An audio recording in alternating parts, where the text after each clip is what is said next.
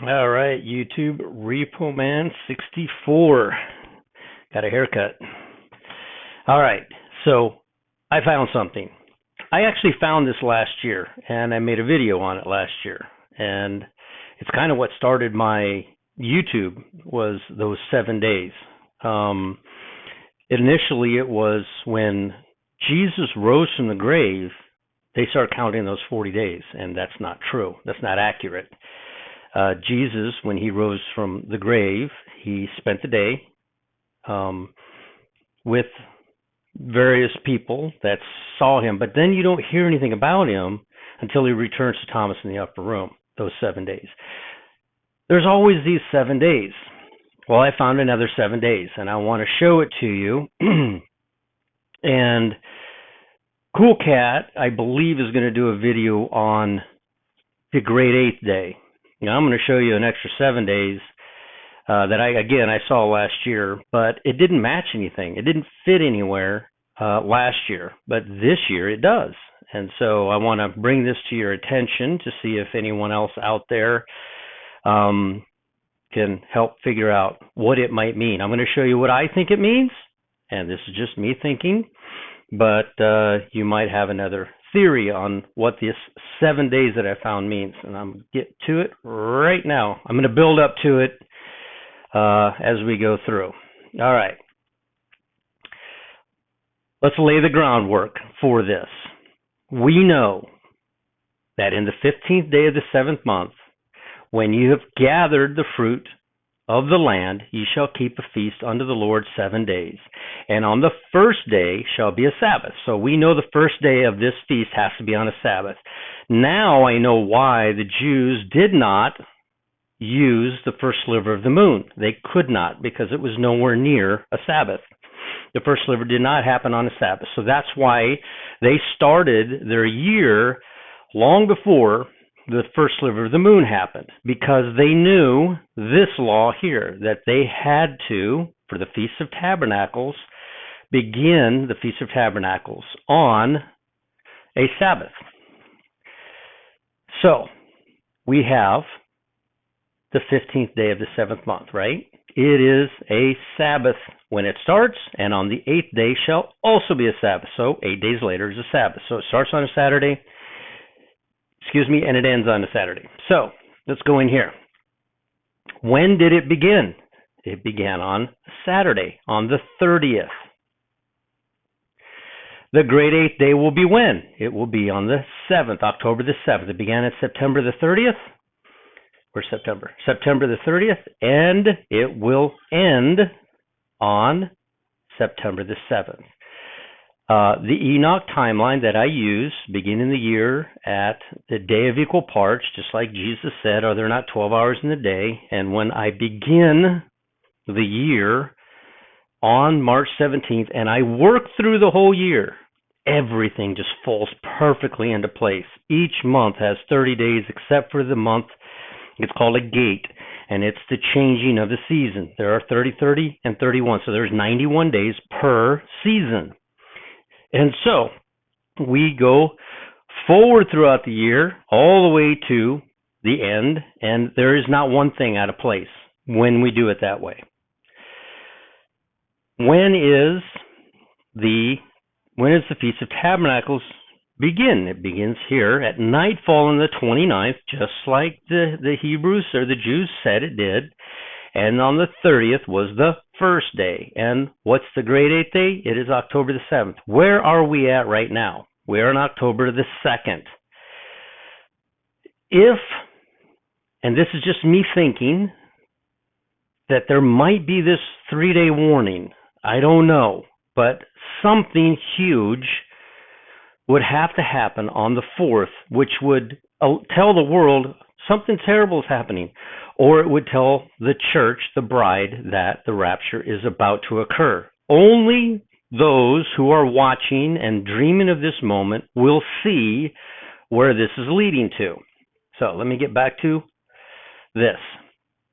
So we have set the framework up. We know that the 15th day of the 7th month must be on a Sabbath. And I showed you that. That happened on September the 30th. And the great eighth day must also be on a Sabbath, and that is going to happen on October the 7th. When was Jesus born? Jesus was born on Tabernacles. He was born at nightfall of September the 29th, and he was born on the 30th. He was born on the Sabbath, and he was circumcised 8 days later on October the 7th, on the Sabbath.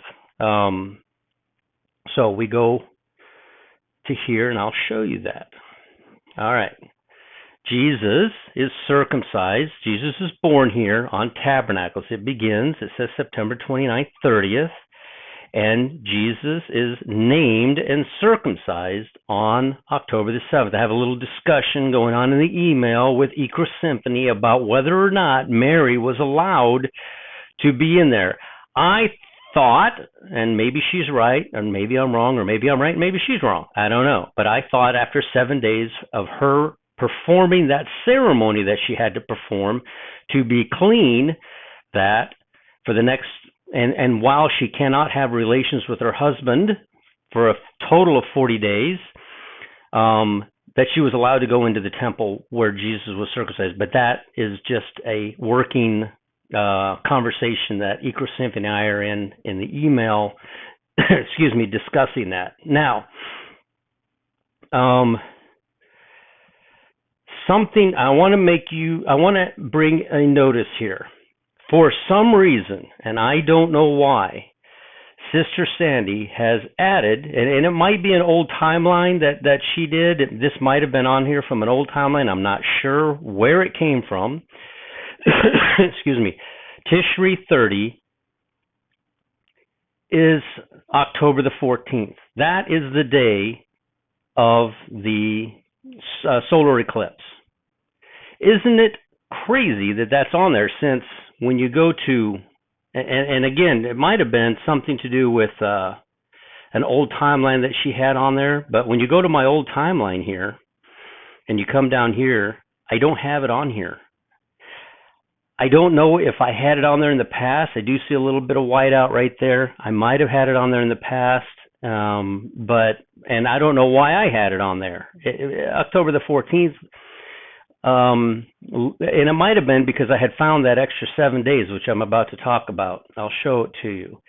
But October the 14th is the date of the eclipse. So either it's an old timeline, or for some reason Sister Sandy put it on there. But I'm glad she did, because October the 14th is day 212 of the year, starting the year on March the 17th. And it is the day the eclipse happens. All right, now I've set up the framework of this. This is for, I just heard a teaching by Chuck Missler, amazing teaching. And he clearly says in there that some of you are still drinking milk. These are things that are hard to understand if you don't have the basis of all of these things that we have grown to understand. This is a meat-eating item. And like, I'm in a discussion right now on Facebook, and it blows my mind how this ever happens, and it really it aggravates me. They will go in there, and like I said, it's a discussion on Facebook. They will go in there and say, on the first day, God created Jesus. Jesus created everything. Jesus is not a created being. Jesus, the Father, think about it. The Father, Son, and Holy Spirit have been together for all eternity past. For some reason, they got together and decided that they wanted to share the happiness and the love that those three have for each other and bring us into this family that they have. Why? I don't know.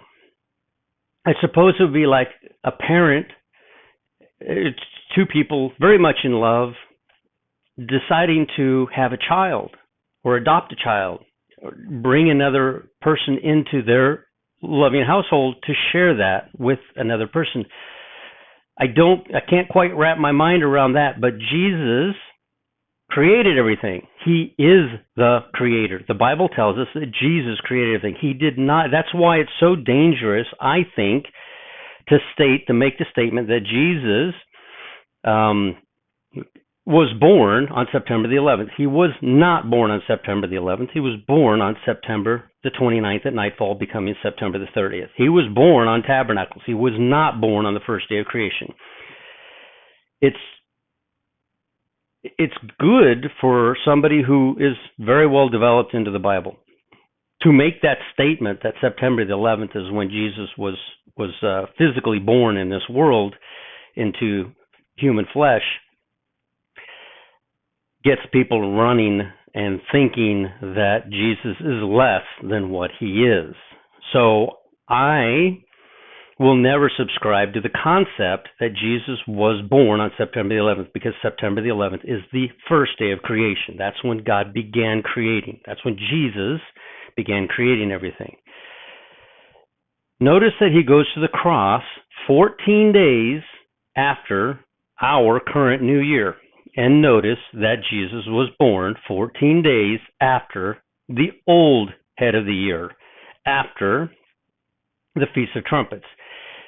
God does everything in matches, in pairs. Jesus would have gone to the cross on the first day of the year had God wanted us to look at September the 11th as being when Jesus was born, which would have actually been 4 days before the head of the year on Feast of Tabernacles on September the 15th. So I wanted to clear that up, put that behind you.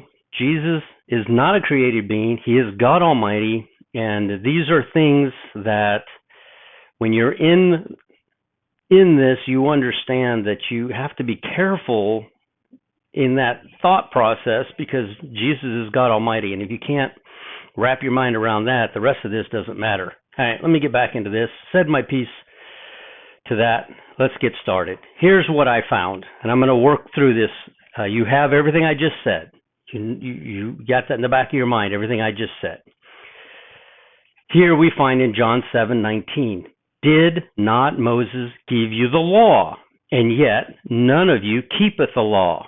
Why do you go about to kill me? The people answered and said, thou hast a devil. Who goeth about to kill thee? He already knew that these were the very people that were going to push to have him hung on the cross. He already knew that before they even knew it. He already knew it. Why? Because Jesus is God. Jesus answered and said unto them, I have done one work, and ye all marveled.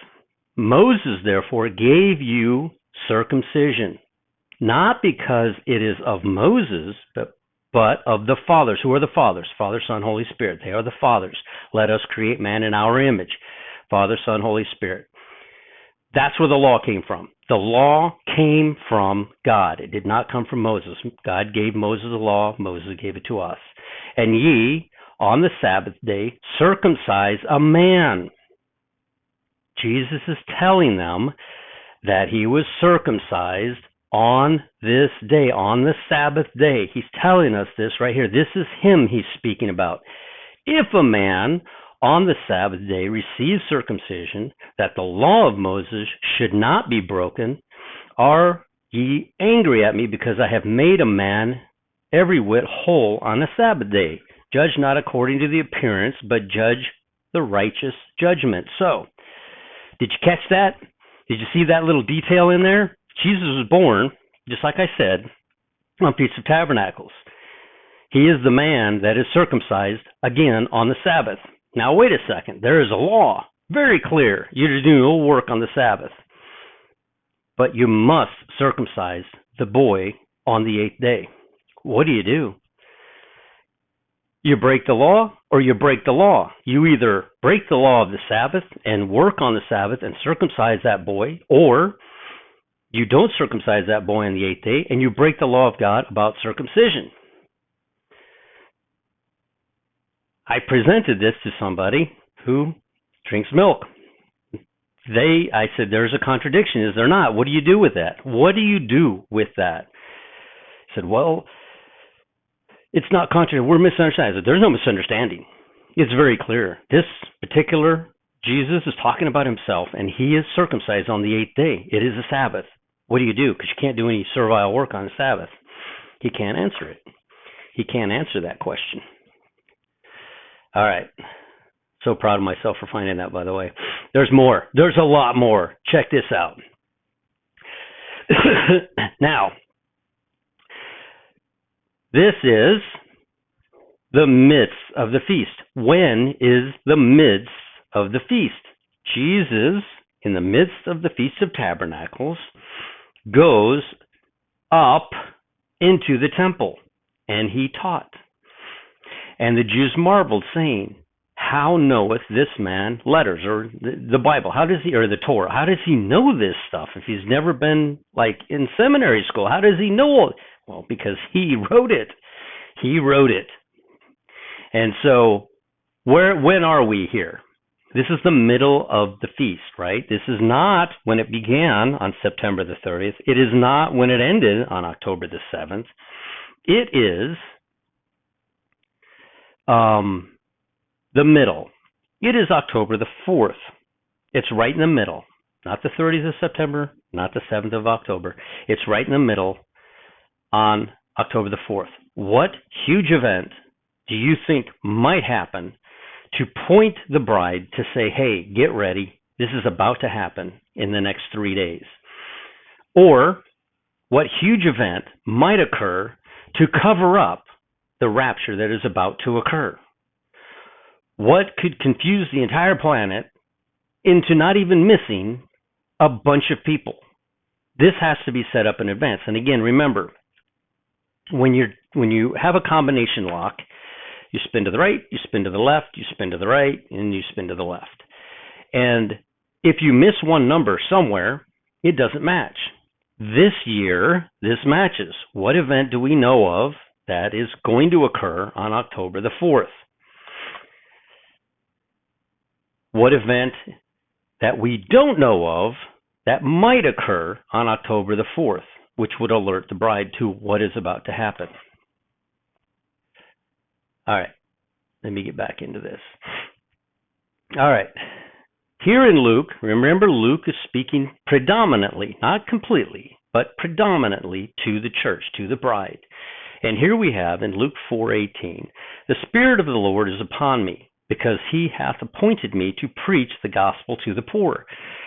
He hath sent me to heal the brokenhearted, and to preach deliverance to the captives, and recovering of sight to the blind, and set a liberty them that are bruised, to preach the acceptable year of the Lord. And he closed the book, and he gave it again to the minister, and sat down. This is where we are at. We are at the acceptable year of the Lord. There have been so many exhaustive studies showing that 2023 is the year of the rapture. What exact date? I think we're about to be told. I really think we're about to be told the exact date that this is going to happen. And it will be told, and the only ones that will understand is the bride. Everyone else will see or look into the world. We will look to heaven. It'll be different for us. All right. Now, look at this. This is what I found last year. This is what I've spoken of in my YouTube for the past, I guess, almost 3 years now. 2 years, 3 years. But look at this. There is a hidden 7 days in here that I can't quite, I think I know what it is. This year, it didn't match anything any other year, but this year it actually does match. But we'll read this together. 1 Kings 8:65. At that time, and we're reading, of course, from the King James Version.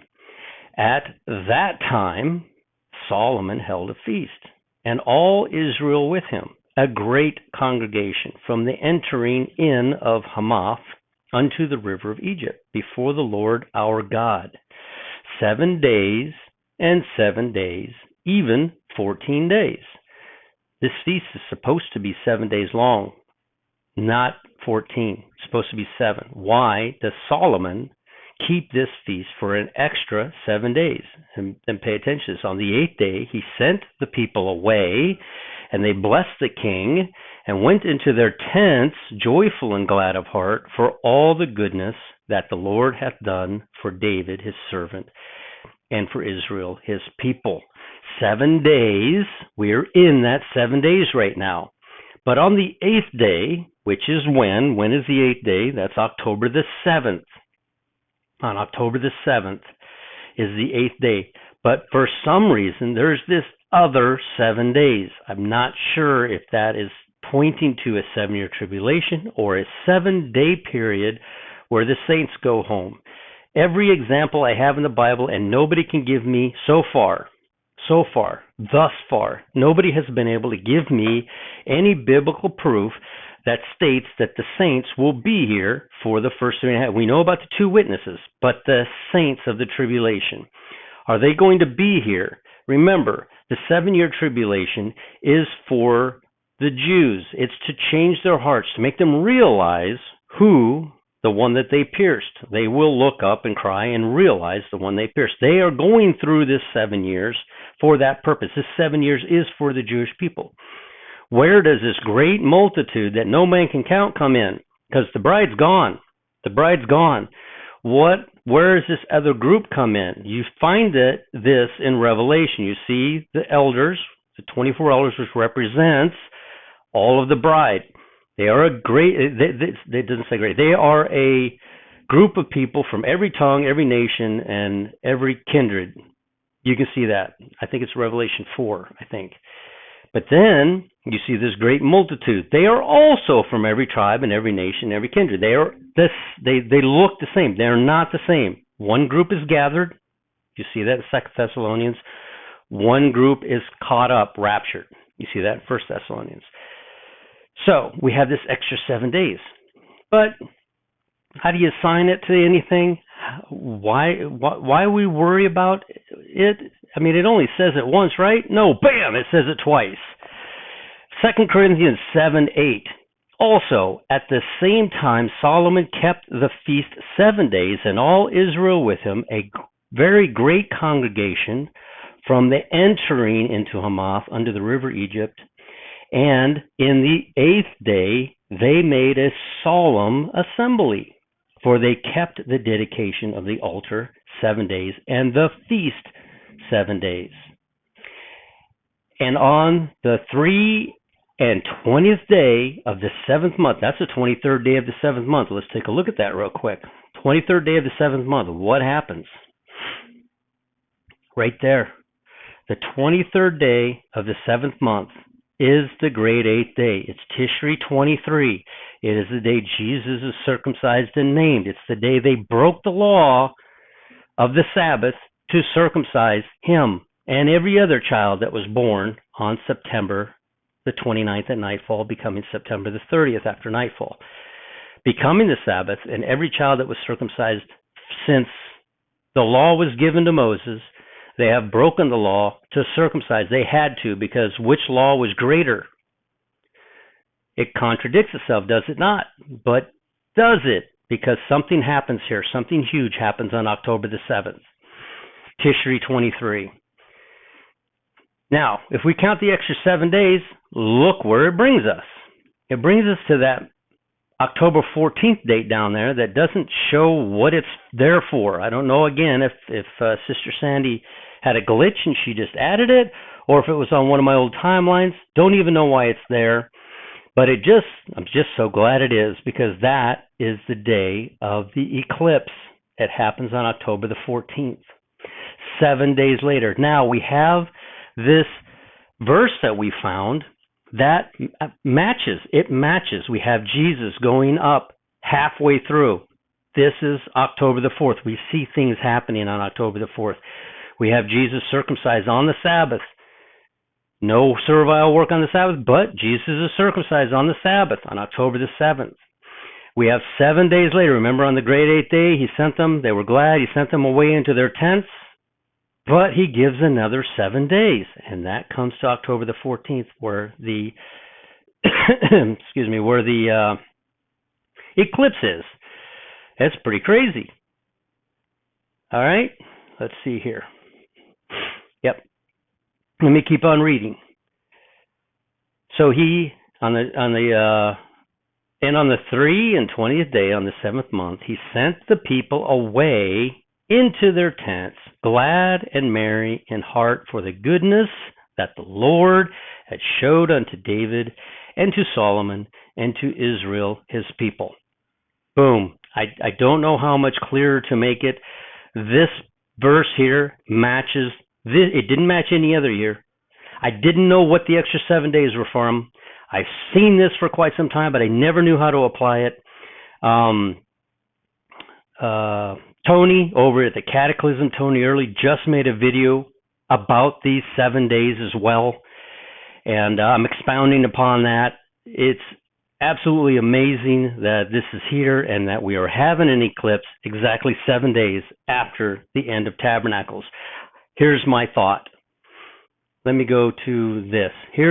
This is just my thought, and I don't know. I'm not going to say, thus saith the Lord, because I don't know. It's just amazing how it matches. September the 30th begins Tabernacles. Jesus is born. October the 4th is the midst of the feast. Jesus went there in the middle of the feast. He does this on October the 4th. On October the 7th, could this be our rapture? The same day on the Sabbath. There should be no work done on the Sabbath. God rested from all his work. But here we are on the Sabbath on October the 7th. Jesus is circumcised. Could we be raptured out of here on October the 7th? And then 7 days later, could a great multitude appear in heaven? You can read it for yourself. It literally goes directly from this group of people to the 144,000 to this huge number that no man can count. Literally, immediately. And then the rest of Revelation is about the Jews. And they're coming back to him. Does tribulation begin here like it did twice before in history? Adam and Eve sinned on this day. God brought judgment upon them. He gave them all of the terrible things that they would go through now because of their sin, because of eating the fruit of the tree that they were supposed to. They did this on October the 31st. October the 31st is exactly 150 days to the cross and 153 days to resurrection. This is the day God shut the door. This is the day Adam sinned. I think, and this is the day, now October the 31st is also the day the flood began. Is this the day God is going to begin working with Israel to make them come around to see who he is? On this day, is this when the 144,000 will be here? The two witnesses, 3.5 years, and in 3.5 years, the two witnesses will die in the streets, and then after 3 days, they will be raised up. And then the Antichrist, of course, will go into the temple and proclaim himself to be God, and God loses it after that. Remember, all the terrible things that are happening on our planet will not happen in Israel. They will happen over here on this side where we are. All right. Notice this. I got this off of somewhere on YouTube or on Facebook. I'm not sure. But notice this. They're saying that you light the candle from the outside in.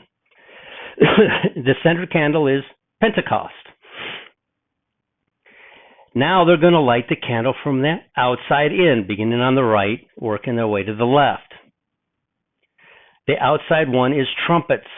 The middle one is atonement, and the inside one is tabernacles. Tabernacles was lit on September the 30th, but it is a 7-day feast. It's the last candle to be lit. All right.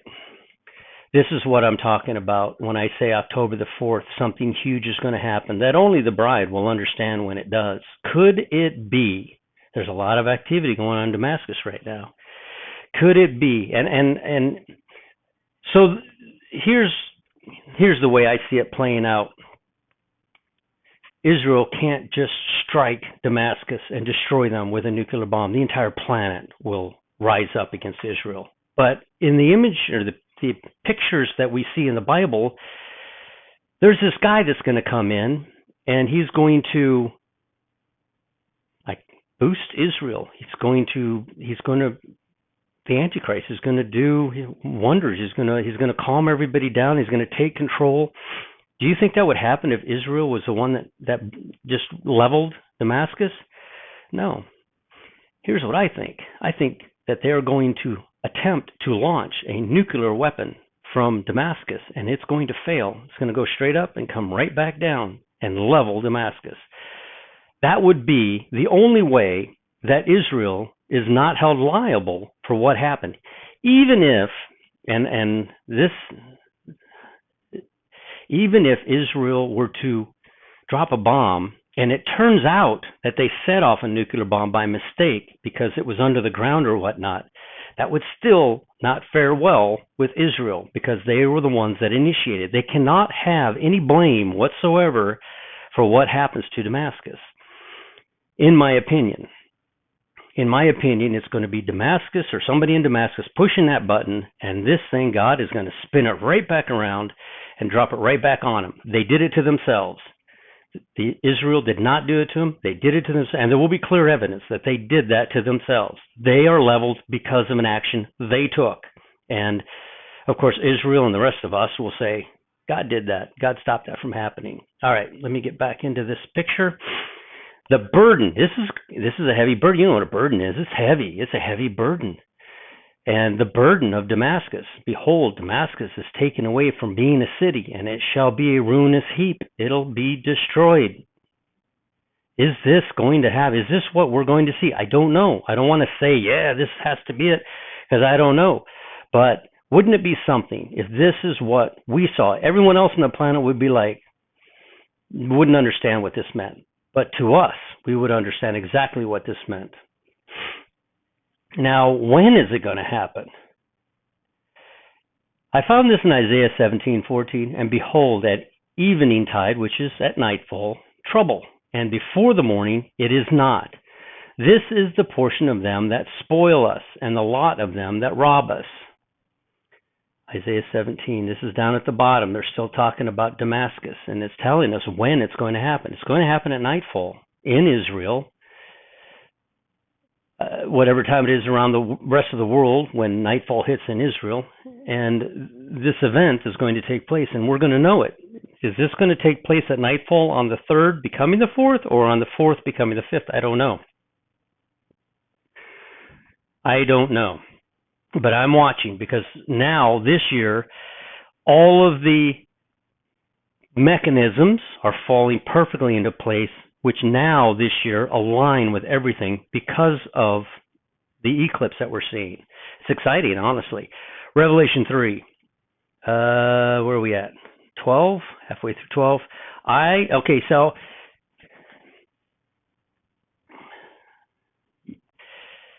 there are two groups getting new names. It doesn't speak about this to anyone that's going into the millennium. It speaks about this to anyone going to heaven. And again, I want to remind you that we are being raptured, but the saints are being gathered. They're a great multitude that no man can count. They outnumber us 10-1 probably. There's a lot of them.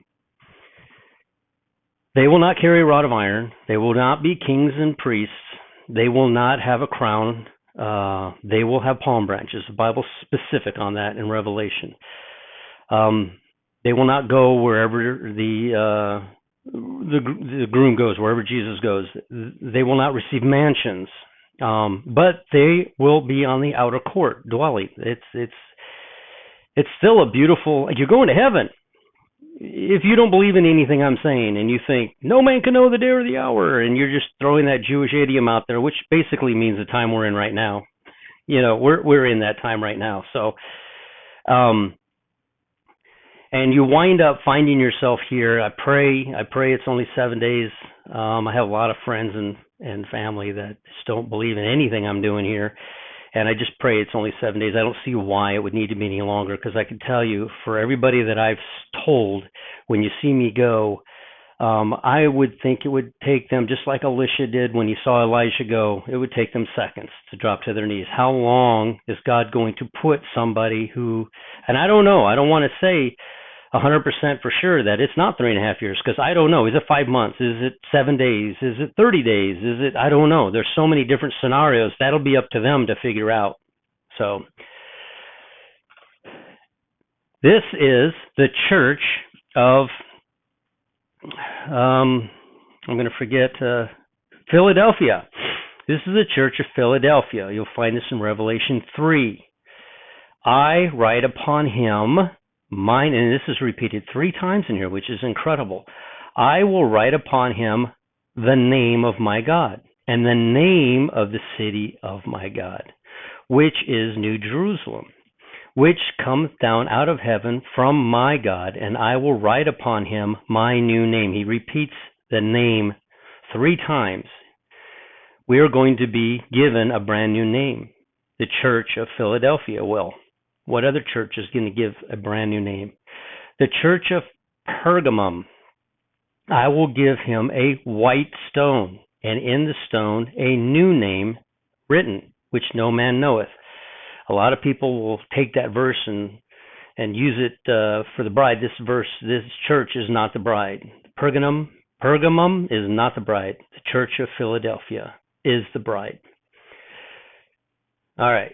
I wanted to show you up there at the top, those 7 days still bugging me. Look at that, 78 views. It's been over 2 years, almost 3 years ago. I got 78 views on that.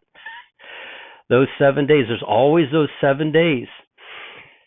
End Time Dreams and Visions, Bob Barber over there, is looking at also October the 4th, which just blew my mind.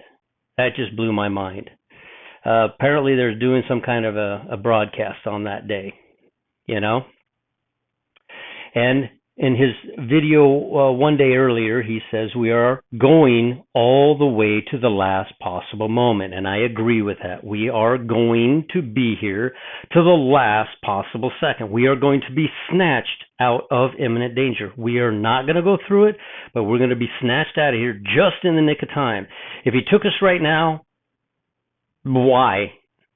Why would a rapture occur right now? There's nothing world-ending or super, like it's not good out there. I'm not saying that, but there's not like this fireball headed towards us right now, right? There's not a nuclear bomb headed towards us. There's not, a lot of people just dying in the streets. There's no, I'm not saying there's no reason. I want to go. There's a reason for the rapture for me, but what I'm saying is it's being snatched out of imminent danger. Either that or we're just not seeing it, but we're going to see it as Satan is kicked out of heaven. There might be a war going on in heaven right now as we speak, and Satan's about to be kicked out, and we'll be taken out of here. So, thought I'd bring that to you. Cool Cat, I think everybody's beginning to watch his videos. He does such an amazing job. I'd really like him to step in there, look at those 2 verses I pulled out of the Bible and see how there is a 7-day, the great 8th day, but then there's this other 7 days. And isn't it a miracle or ironic how it lands exactly on the solar eclipse of that day? Isn't that incredible? And then we have this thing that's going on October the 4th, and that is actually the middle of the feast when Jesus went into the temple to discuss and not finish. He didn't finish that verse he was reading from. He read most of it, but he didn't read the end of it. Why? Because the end of it is when we go. Is he going to go into that temple on October the 4th and finish that verse? I don't know. So a lot of stuff to think about. Like, comment, share, and subscribe. Of course, those people that I mentioned, Euchre Symphony, and just everybody that I mentioned, End Time Dreams and Vision, Cool Cat, doing a great job. I hope he gets into those 2 verses. I'm be just waiting to see if he sees what I'm seeing on those 2 verses where that extra 7 days. Why did Solomon add 7 days? God didn't say to add 7 days. I don't see it anywhere in the law. The law says 7 days and on the great 8th day. Why? What are those extra 7 days for? That David and Solomon are seeing that we don't see anywhere else written in the law in Leviticus. I don't understand. So, something to study, something to look at. And last year when I found those 7 days, it didn't match anything. I'm like, what? October 14th, it doesn't mean anything. It doesn't show up on my timeline. There's nothing there. It doesn't match up with any numbers anywhere. What's it for? But this year, 1 year later, October the 14th, definitely means something. So go to a quiet place by yourself. Nobody needs to know, and you don't need to tell anybody except the Lord in your heart. We are out of time. We're out of time, and if you think that this event is not going to happen because we've thought so many different dates, think again, because one of these times it is going to happen, and then it will be too late. Now is the time to start helping digging these verses out, studying them, and trying to figure out when we're going, all of us together, if we work together and study this Bible. I mean, if there's a million of us just studying a part of it, we could put this together. That's what we need to do. We need to work together and try to figure this out. So, Repo Man 64, we'll chat with you again. Maybe